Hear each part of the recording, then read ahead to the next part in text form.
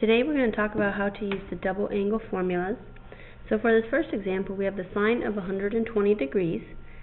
If I want to use the double angle formula, then I have to think of what angle I can use to double to get to 120. And that, of course, is going to be 60.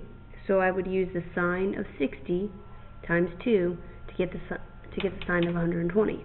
Now my double angle formula says that the sine of 2 theta, so 2 times some angle, is 2 times the sine of that angle times the cosine of that angle.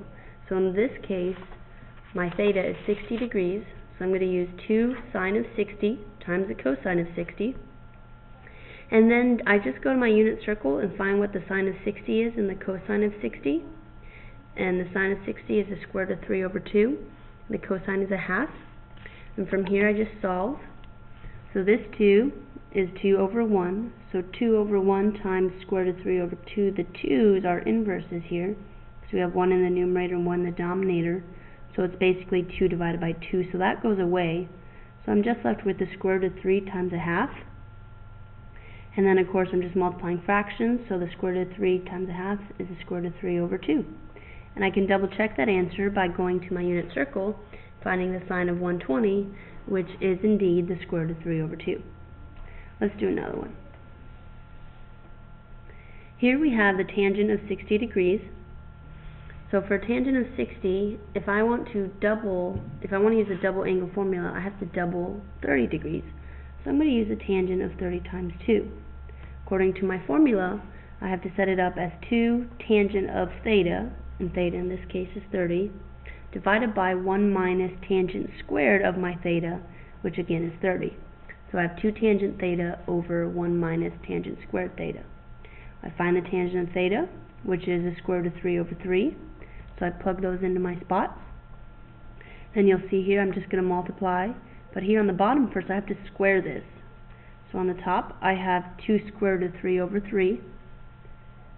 Because when you multiply coefficients with radicals, I just basically smush them together. And then on the bottom, the square root of 3 over 3 simplifies to 3 over 9. Because if you square a square root, it gets rid of the square root, so I'd be just left with 3 on the top. And then the square also goes to the denominator, so 3 squared is 9. So that's how I get 3 over 9. Then I'm going to take care of 1 minus 3/9, which simplifies to become 2/3. So now I have 2 square root of 3 over 3 over 2/3. And of course I have a fraction divided by a fraction, so that means I have to multiply by the reciprocal. So I'm left with 2 square root of 3 over 3 times 3 halves.